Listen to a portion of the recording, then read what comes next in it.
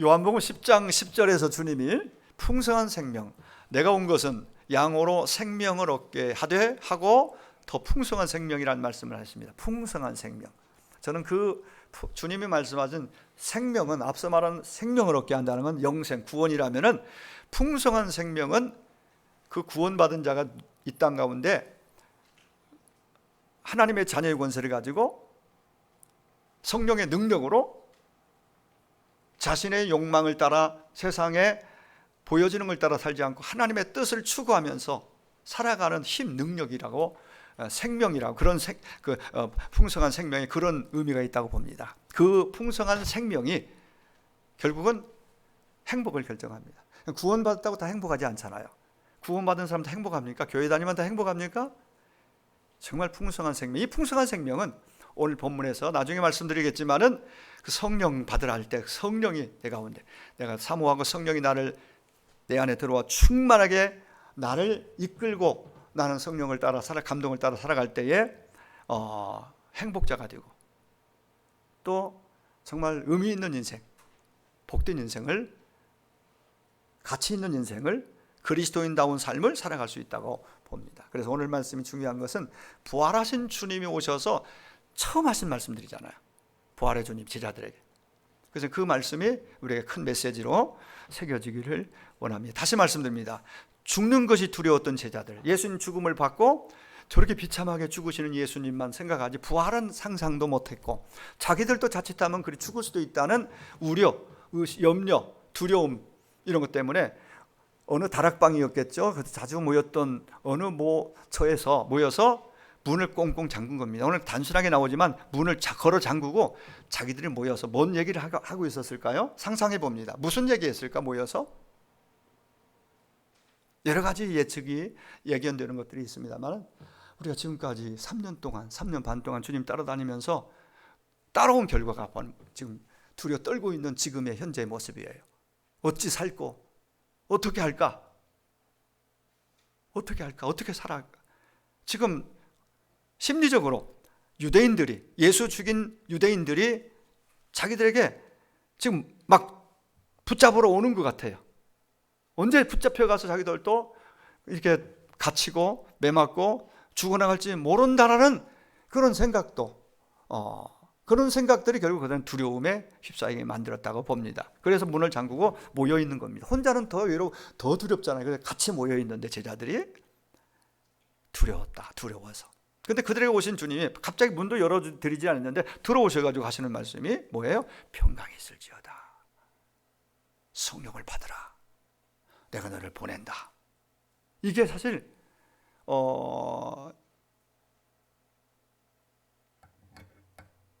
놀라운 하나의 약속이고 명령이고 은혜고 선물입니다.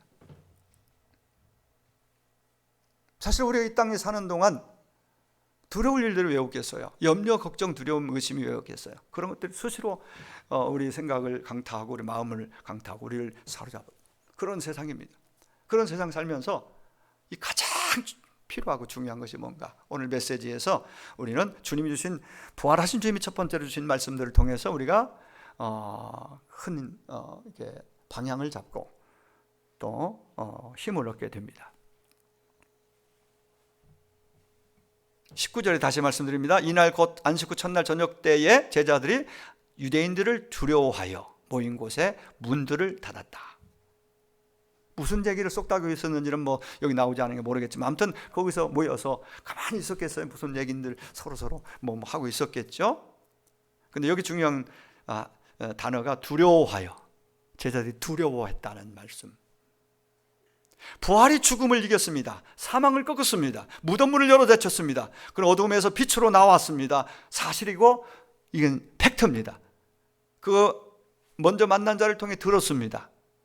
그 주님이 들었으면은 그 전에 주님이 십자가 지시기 전에 수차례 말씀하셔. 내가 죽지만은 살아난다는 말씀을 주셨습니다.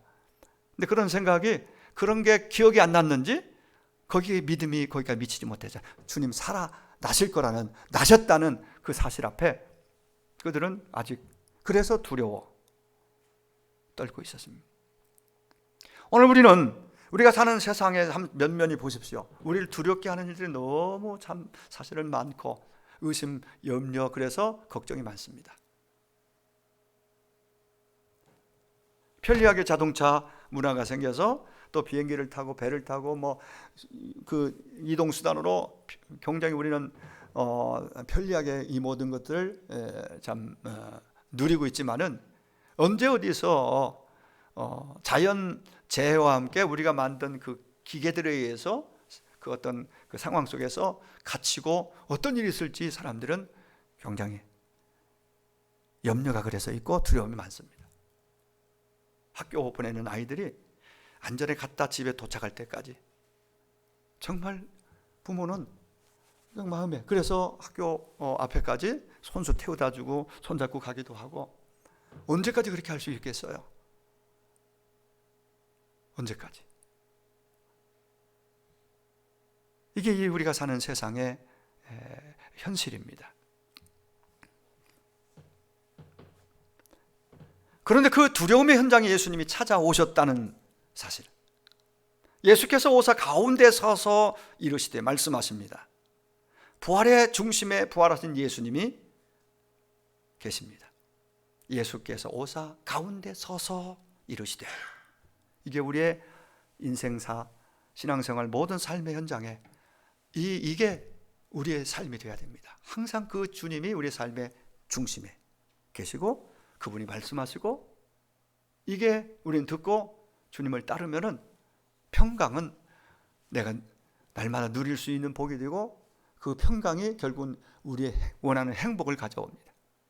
평안 없는 행복은 결코 있을 수 없는 것이죠.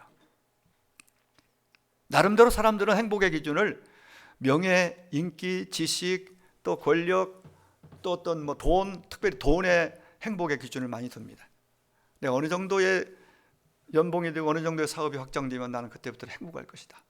내가 원하는 취미생활도 충분히 하고 또 뭐 이것도 하고 저것도 하고 그러면 나는 행복할 것이다 라는 나름의 생각을 가지고 있습니다만, 그 재물이 오히려 나를 삼켜버리는 경우가 많아요. 열심히 정말 우리가 잘 살아보자고 부부가 온 가족이 그 힘써서 했는데 돈이 많아지니까 불화가 생기고, 오히려 물론 다 그렇지는 않습니다. 정말 진실하게 그걸 가지고 정말 복되게 사는 사람들도 많이 있어요. 특별히 크리스찬들은 그렇게 살아야 되고 그런 분들이 많아요. 그러나 그렇지 않은 경우도 많이 있다는 것, 그것이 결국 목적이 되고 그것이 결국 우리의 행복을 결정해 주지 않는다는 걸 말씀드리고 싶은 것입니다.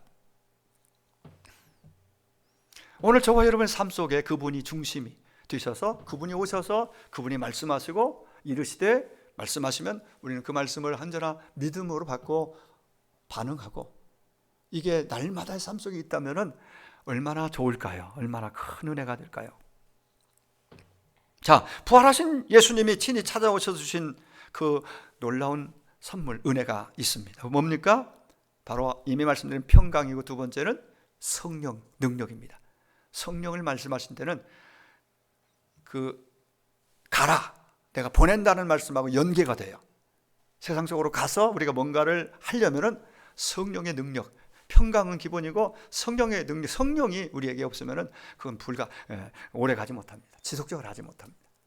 그래서 그런 연관된 가장 큰 메시지, 은혜의 말씀을, 선물을 우리에게 주셨다라고 볼 수 있습니다. 그리고 용서와 사명, 미션까지 이어지는 이 오늘 본문 안에 굉장히 중요한 말씀들을, 은혜의 말씀들을 우리에게 주시고 있습니다. 첫 번째 생각하려는 건 바로 이 샬롬입니다. 평화, 평강. 히브리어로 샬롬, 우리 여러분 많이 들어 아시잖아요. 헬라어로 에이레네라는 말은 그냥 단순한 우리가 생각하는 그냥 편하다, 분위기 좋고 편한 그런 상태, 그런 정도에 머무르지 않습니다. 마음이 좀 편안한 그런 정도가 아닙니다. 이건 이스라엘 사람들에게는, 늘 유대인들에게는 구약, 지금도 그런 이 샬롬이라는 인사를 이렇게 그냥 우리가 안녕하세요 하듯이 보통 인사법을 인사합니다. 샬롬, 샬롬하고. 그냥 단순한 인사말이 아님을 우리는 알아야 됩니다.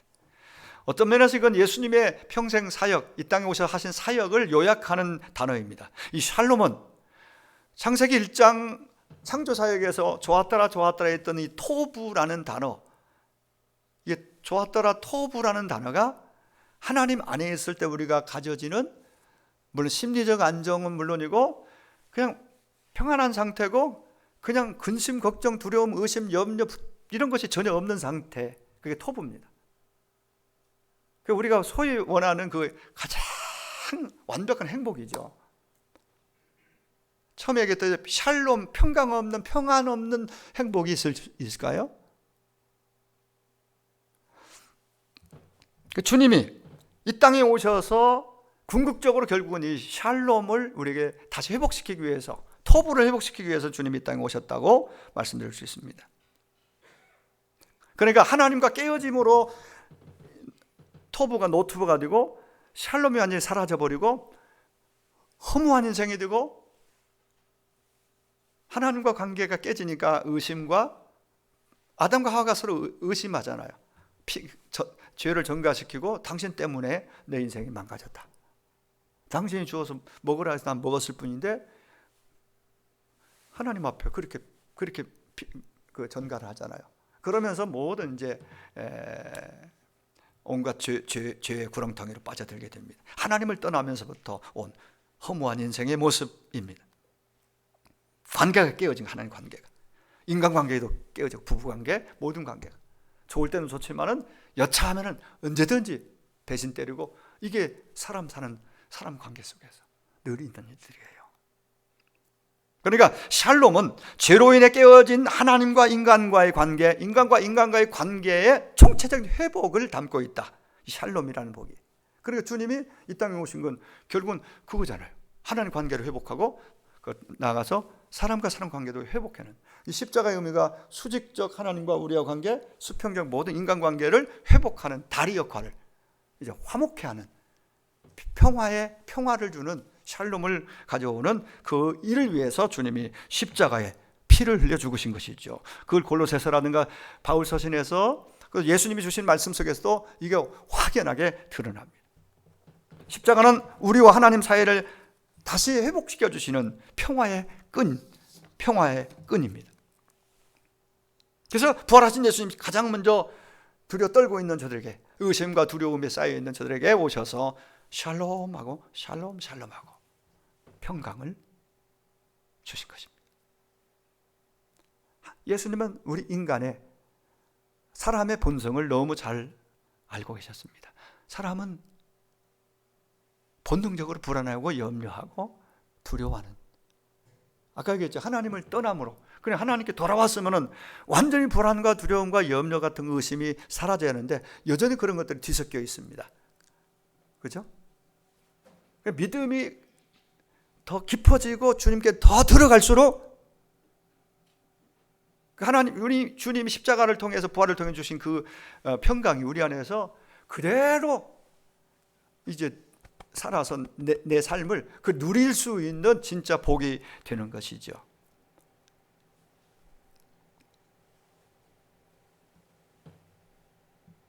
예수님의 부활을 목격했는데도 불구하고 저들은 여전히 두려워하고 의심이 있습니다. 어떻게 사람이 죽었다 사람을 만져보고 직접 봤는데도. 여러분 아까 얘기했죠. 평안이 없는데, 내 안에 진짜 평안, 샬롬이 없는데 다른 부분에 성공하면 그 성공의 의미가 있을까요? 물론 뭐 많은 경우에 있어서 그 상관없이 오직 원하는 자기가 생각하는 성공을 위해서 인기, 명예, 아니면 지식, 아니면은 권력, 아니면 보통은 재물, 돈, 그죠? 이런 자기가 생각하는 행복이 거기 있다 생각하고 그걸 설정해 놓고 달려가는 게 이 땅의 사람들 아닙니까? 하나님과 전혀 상관없이 거기서 얻을 수 있는 평안이 어떤 평안일까요? 평안이 있을까요? 진짜 평안이? 우리에게 가장 필요한 것은 참 평안, 샬롬, 평강이라고 하고, 오늘 본문에 평강, 평안, 편하다, 편한 것 말고 평안, 그리고 성경에 나와 있는 그 샬롬, 이게 우리에게 가장 절실하고 가장 중요하고 필요한 복이기 때문에 예수님이 오셔서 처음으로 부활하신 평안을. 여러분, 평안에 샬롬의 반대는 두려움입니다. 두려움, 평화, 평강의 반대 두려움이에요. 두려움의 반대는 믿음이에요. 믿음. 결국 믿음이 없기 때문에 평화가, 평강이 없는 거예요. 믿음과 두려움은 서로 배타적 관계입니다. 믿음에 시작되면 두려움이 점점 물러가고, 믿음이 그래서 강화되고 깊어지면 두려움은 사라집니다. 사라지게 돼요. 반대로 두려움이 내 안에 들어와 나를 잡기 시작하면 내게 있던 믿음도 점점 작아지고 없어집니다. 요즘 들으면 두려워서 잠도 안 오고 두려워하고 불안, 물론 생리적으로 불면증 같은 거, 다른 여러 가지 이유로 그런 요소로 뭐 특별한 경우도 있지만은 괜히 불안하고 막 두려움들이 자꾸 몰려온다면은 여러분, 믿음의 문제, 믿음을 점검해 봐야 됩니다. 하나님의 자녀인데, 하나님의 자녀로서 하나님 관계 속에서 믿음이 정말 내게 있는가, 건강한가, 제대로 되어 있는가, 믿음의 문제.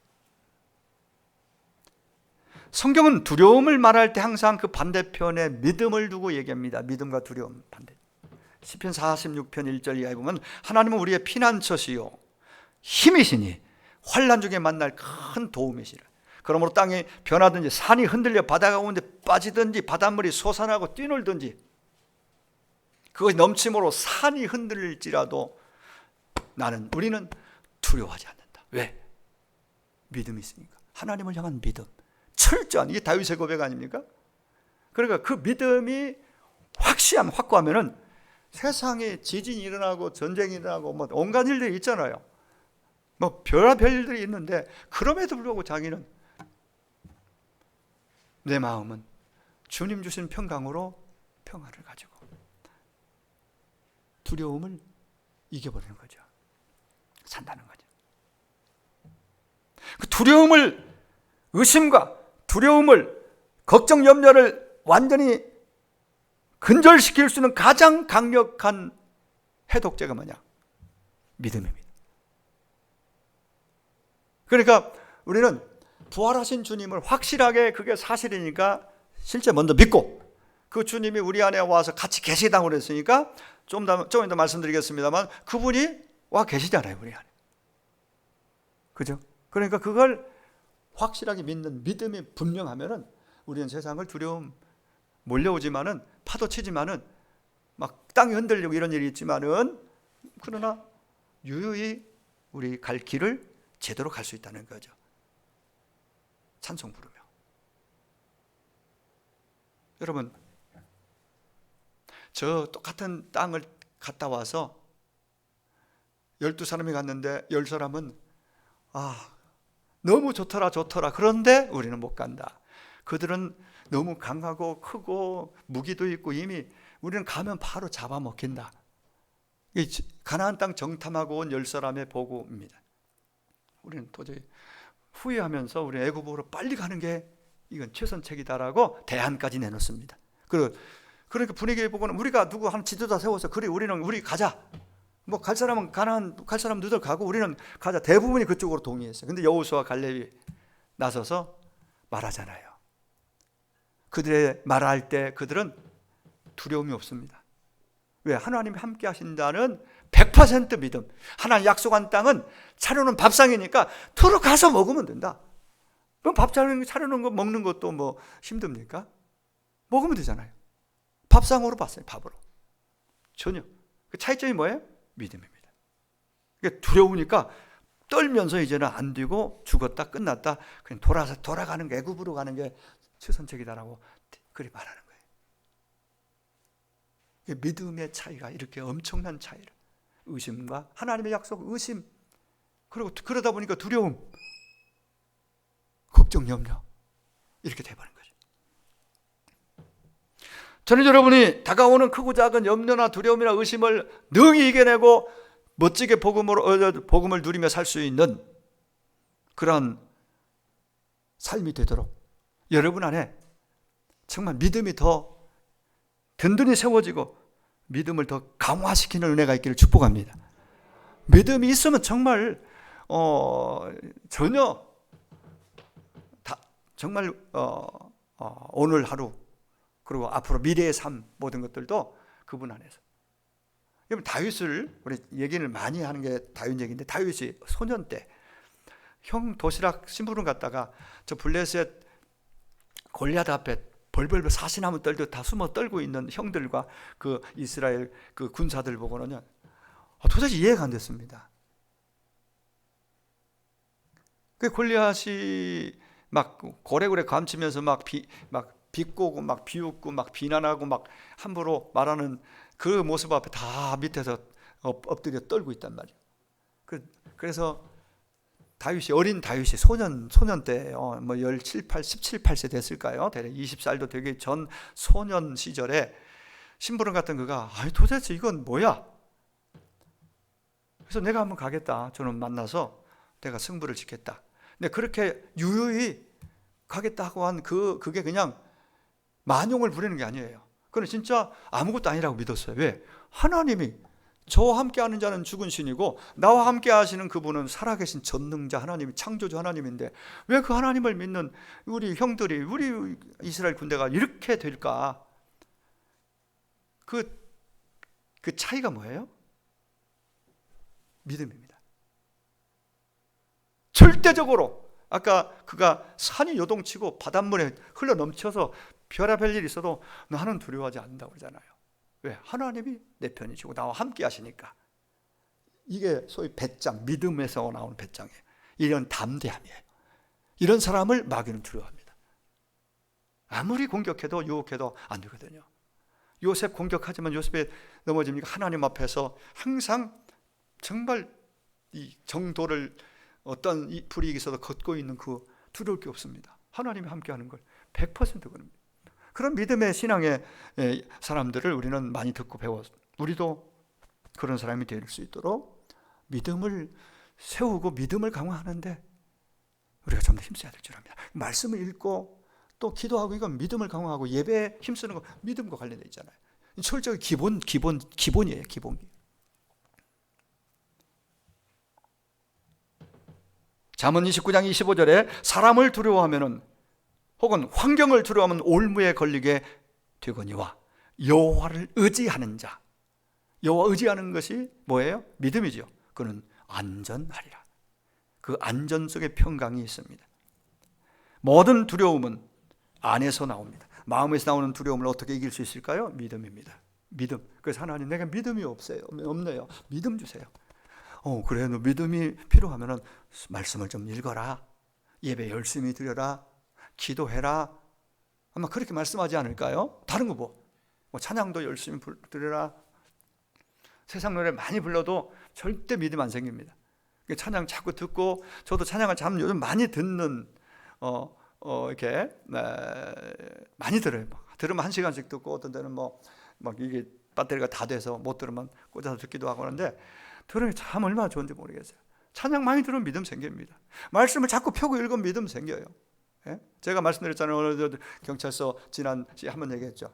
그 소장님이 이제 퇴임했지만은 성경책 선물 줬더니 1년에 3독을 믿음이, 구원에 확신이 생기고 믿음이 생겨가지고 그냥 신학 공부까지 하는 단계까지 갔다 하고, 이거 참 놀라운, 참 은혜 중에 은혜라고 봐요. 말씀을 읽을 때 구원의 확신도 오고 믿음이 더 강화되고, 기도할 때 믿음이 강화되는 줄 믿습니다. 그래서 매일 10분이라도 5분이나 기도하자는 얘기를 자꾸 하는 거예요. 주님이 주시는 이 평강, 이 샬롬, 이것은 그 기초가 믿음입니다. 믿음. 이제 어디서 본 글인데 제가 한번 소개합니다. 어떤 집에서 할아버지가 밤중에 허리가 너무 아파서 할머니에게 막 부탁을 했습니다. 할멈, 자다가 뭐 시키면 좀 귀찮잖아요.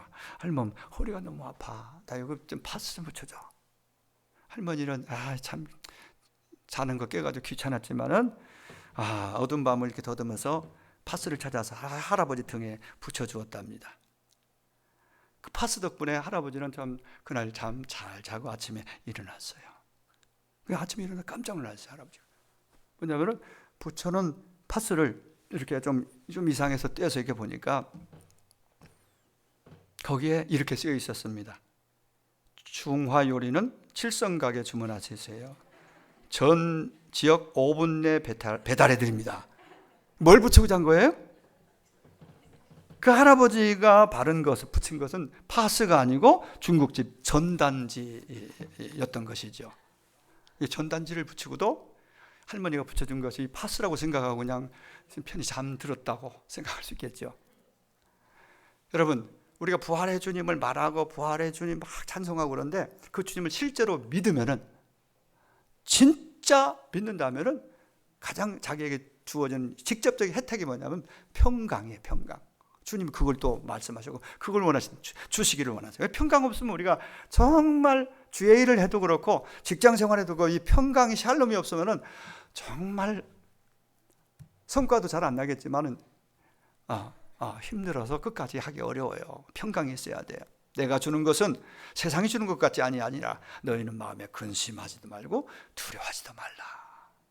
믿음이 평강을 맞이하고 평강이 내 안에서 평강이 되어요. 믿음이 있어요. 믿음. 여러분, 이 정말 염려, 두려움, 불안 요소들이 많은 세상에서 어떻게 우리가 살아가겠습니까? 우리 자녀들 학교 갈 때마다 샬롬하고 하나님 너와 함께 하신다. 하나님 너를 도와주셔. 네의 인생은 라헬이야. 하나님께 속한 자니까 너는 하나님이 너를 항상 함께 지켜주셔. 이 얘기를 우리가 늘 아는 이 내용으로 출근하는 남편에게 또 아내에게 자녀에게 축복할 때에 그게 자꾸 들으면 하나님 나 함께 하셔. 난 하나님께 속한 자야. 이런 것이 머릿속에 마음속에 빙빙 돌면서 나를 잡아준단 말이죠. 이 말씀이. 그 말씀이 믿음이 능력입니다. 능력입니다. 믿음이 말씀이 두려움을 이깁니다. 또 하나는 주님이 오셔서 하신 강력한 약속이면서 명령이면서 선물 은혜가 있습니다. 바로 성령입니다. 이 말씀 22절에 이 말씀을 하시고 숨을 내쉬며 이르시되 성령을 받으라. 이렇게 말씀. 성령. 뭘 받으라고요? 부활하신 주님이 오셔서 평강을 말씀하신 후에 성령을 받으라. 다르게 표현하면 성령의 능력을 약속하고 있는 거라고 봐요. 파워, 능력. 풍성한 생명은 여기서 나오는 거예요.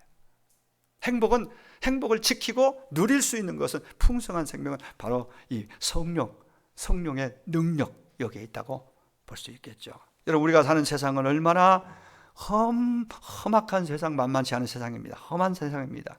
그래서 주님 마태복음 10장에서 제자들을 저 동네로 보내면서 너희를 보내면 양을 이리 가운데 보냄과 같다는 말씀하셨잖아요. 이리 지금은 익산으로 지명이 바뀌었는데 그래서 아마 이리가 조금 그 이리가 좀 동물이면서 지명 좀 안 맞잖아. 그죠? 그래서 이 늑대, 그럼 다르게 말하면 이리를 늑대, 똑같은 동물을 얘기하는데 이 늑대 같다. 늑대가 많은 세상이다. 그렇게 보면 우리가 좀 더 마음에 좀 와닿죠. 세상이 늑대라는 얘기가 아니고 세상 속에 늑대의 속성을 가진, 이리의 속성을 가진 그런 존재들이 끊임없이 우리 믿음을 공격하고 우리 인생을 파괴시키려고 유혹도 하고 강력하게 도전한다. 이런 세상이다. 더군다나 복음을 들고 나갈 때 이거 명심하고 와야 됩니다. 명심하고. 복음적인 삶을 살고자 할 때. 늑대는 주로 밤에 활동하고 비겁하게 굴기 때문에 무섭습니다. 좋은 의미로 늑대가 사용되는 예가 별로 없습니다. 특별히 우리가 생각하던 영적인 늑대들이에요. 득실거리는 세상이에요. 직접적으로 얘기하면 온갖 이단들, 사이비 집단들. 제가 지난주에 좀 충격받은 것은 저는 처음 들었거든요. 그러니까 외사촌인가요? 외삼촌의 딸 중에 둘째 외삼촌의 딸인데 그 자매가 우리 비슷한 나이인데 전화해가지고 목사님하고 이제 전에도 통화를 했는데 이번에 듣고는 저도 좀 충격적인 것이 이렇게 하더니 식사 한번 해요 하고 뭐 이런 일반적인 얘기하다가 진짜 오랜만이거든요. 한 10년, 20년 됐나? 그래서 반갑기도 하고 안녕하면 내려와라 그러면은 식사하자. 내 직분까지 교회 다니는 줄 알고 있었으니까 오래전부터. 어머니가 또 교회 잘 다녔고. 근데 얘기하다 보니까 신천지예요. 신천지도 얼마나 강력한 강사야, 강사. 아들 며느리도 강사야. 25년 됐대요. 그 나보고 이만희 총회장님 거기 호텔에서 뭐 하는데 그거 꼭 모시라고 나를 그렇게 초대하는 거예요. 야, 그래서 어떻게 내 반응이? 그래서 이만희가 누군지 아느냐? 근데 목사님이 아시는 것처럼 그런 나쁜 사람 아니에요. 그렇게 지는 그 세뇌가 됐으니까. 그가 지금 한국 교회에 많은 이 땅 사람들에게 어떤 모습으로 어떤 지금 짓을 하고 어떻게 했는지 아느냐?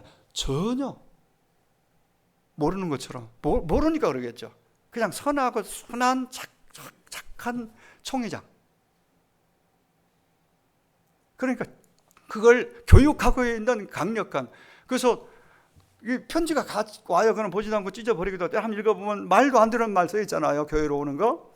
담임 목사님 앞으로 와. 얘가 보낸 것인지 모르긴 한데 와. 근데 직접 하고 보니까 막 마음이 막 야, 이런 것이 다 있나.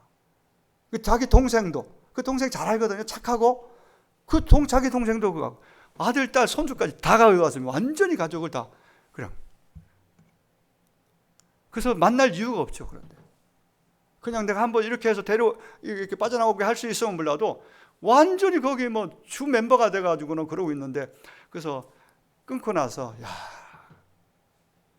참 세상이. 그러니까 전혀 숨기고 그동안에는 전혀 모르는 상황이었죠. 예.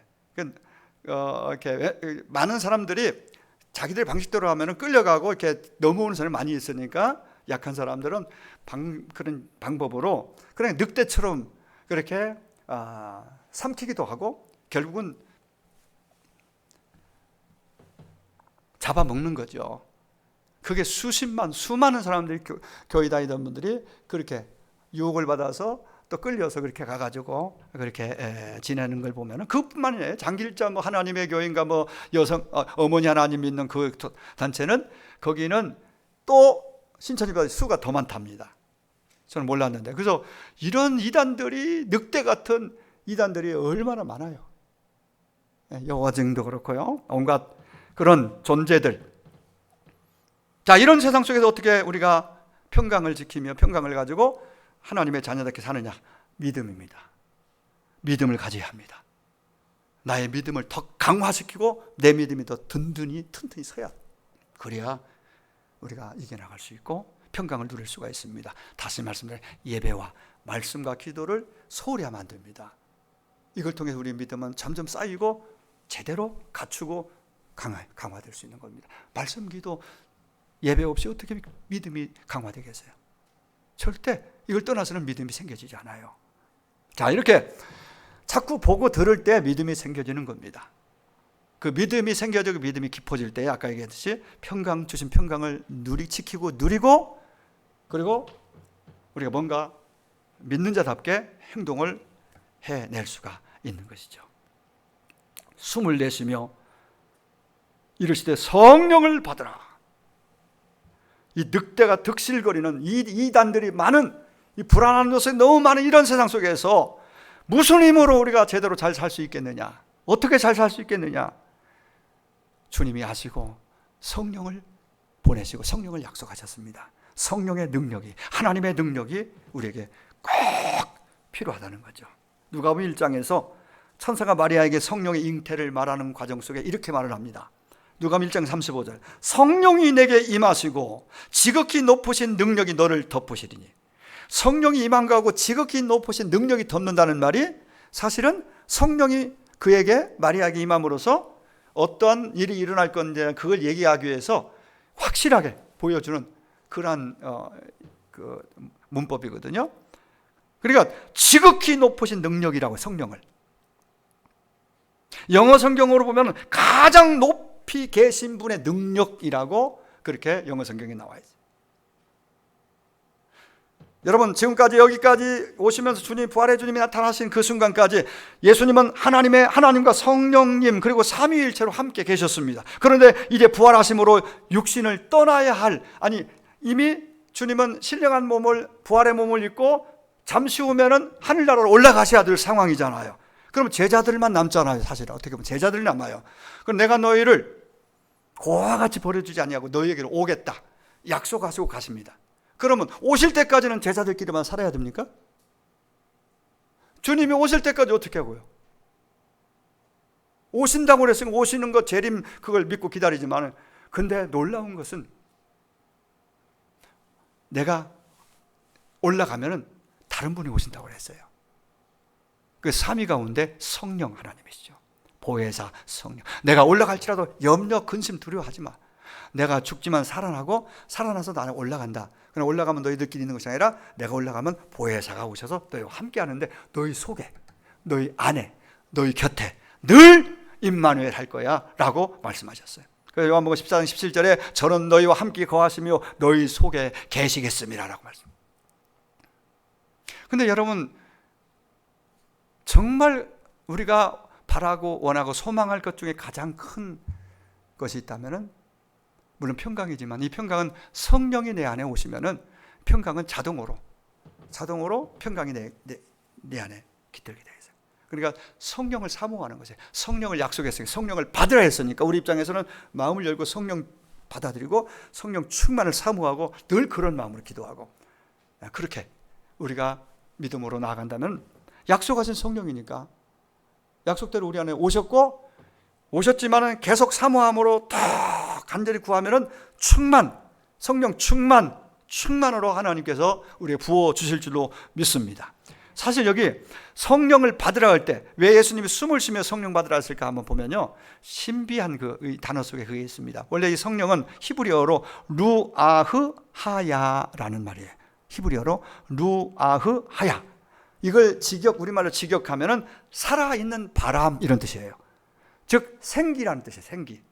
자, 이 말을 준비하다가 제가 생각나는 에스겔 37장 말씀이 생각이 났어요. 에스겔 골짜기에 송장 뼈다귀만, 앙상한 말라비틀은 뼈다귀만 있는데, 어느 날 하나님께서 에스겔에게 야, 환상 속에 보여주시면 너 그리로 보내서 보게 하시고 그 다음에 점차적으로 말씀을 주시는데, 그 중에 하나가 제가 읽어드릴게요.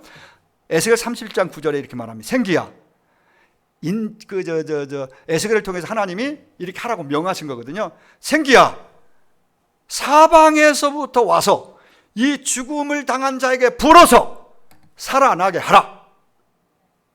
여기 생기가 나와요. 성령이 바로 살아있는 바람, 생기라고 했는데, 바로 이 에스겔 31장에 보면은 생기야, 사방에서 성령이 저들 가운데 와서 죽은 송장 뼈만 남은 저들 뼈에게 들어가서 저들을 살아있는 군대로 만들어버려요.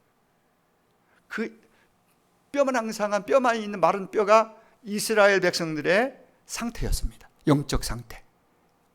하나님 하면서 자기 욕심대로 자기 마음대로 살고 우상 쫓아가고 하나님만 믿지 않고 섬기지 않는 그 엉터리 신앙에 빠져있는 저들의 모습이 마른 뼈였습니다. 그들에게 생기가 불어오니까 그들이 살아있는 군대가 되어버려요.